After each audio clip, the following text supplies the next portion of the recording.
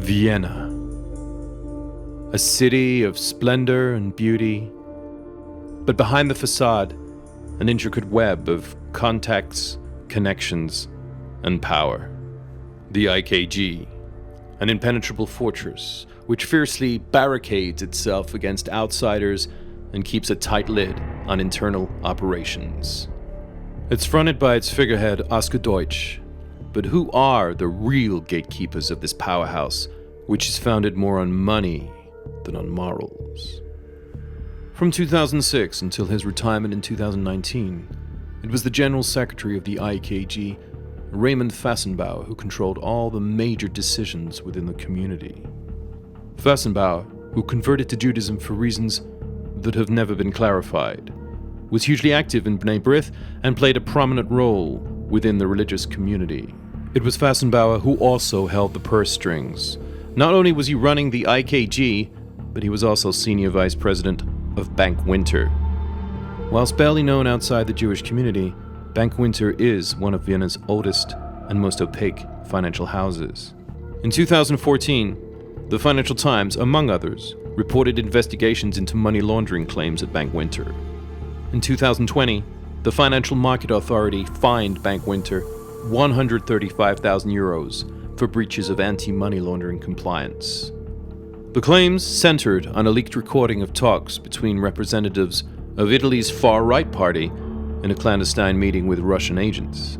They were looking for an intermediary to funnel Russian money into Italy through Europe's heavily regulated banking system without attracting too much attention, and struck upon the idea of Austria, specifically via a Thomas Moskowitz, owner of Bank Winter and one of the main players in the IKG.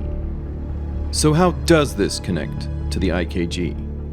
Well, apart from controlling almost all aspects of the IKG, Thomas Moskowitz also set up a kollel, which recruits families from around the world, inviting them to come and settle in Vienna with the offer of rent-free accommodation and a salary in return for learning Torah in the kollel, a so-called religious academy. And who pays? It is financed by the Austrian state, which subsidizes every activity within the IKG, from the infrastructure to the schools, the security to the museums, to the Ezra Community Center, the old age homes, even down to the monthly magazine, the Gemeinde. It is all extorted from the state as guilt money for the Holocaust. The current figures are unclear, but according to an open letter published by the Austrian Embassy in Washington in 2003, the annual subsidies paid to the IKG even then were eye-watering.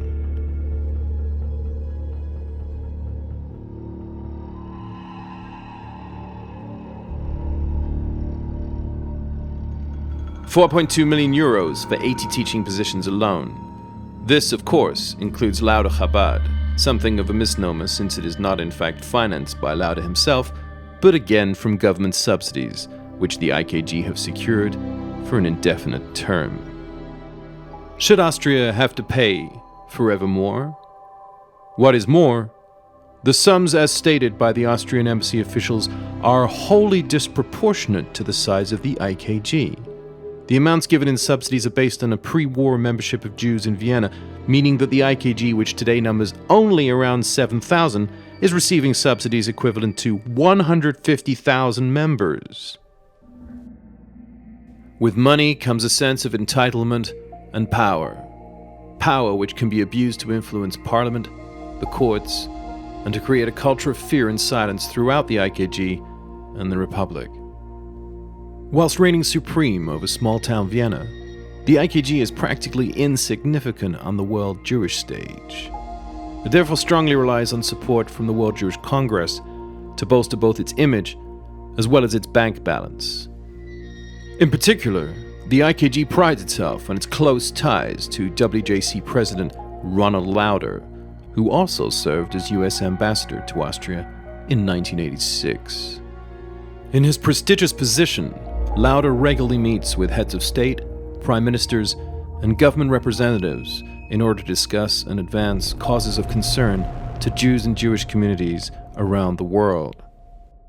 World anti-Semitism led to Auschwitz. Thankfully, There were some people throughout Europe who had a moral decency and acted differently. Ordinary people who risked their lives and their families' lives to save other human beings. Sometimes people they didn't even know. But what about when Jews themselves lose their moral compass and are guilty of treating others with the same brutality and inhumanity of which they accuse the Nazis? Behavior which brings shame and embarrassment to Jews everywhere.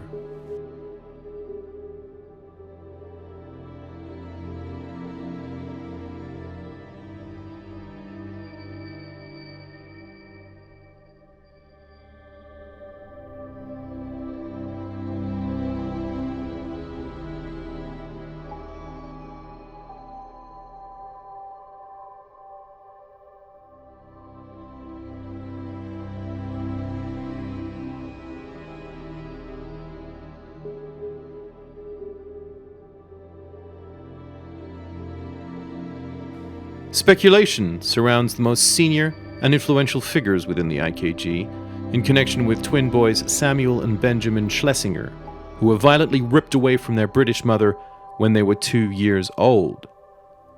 Their mother has been blocked from all contact, erased from her children's lives. The courts, generally charged with making orders themselves, in this case were given the orders to award sole custody to Michael Schlesinger, a local doctor in the IKG.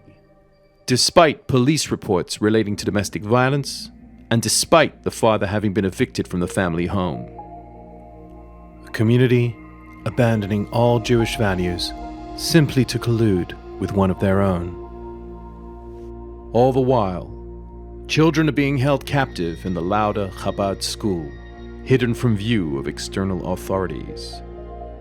And as the cries of international Jewry grow louder and louder, the IKG has the power, but maintains a stony silence.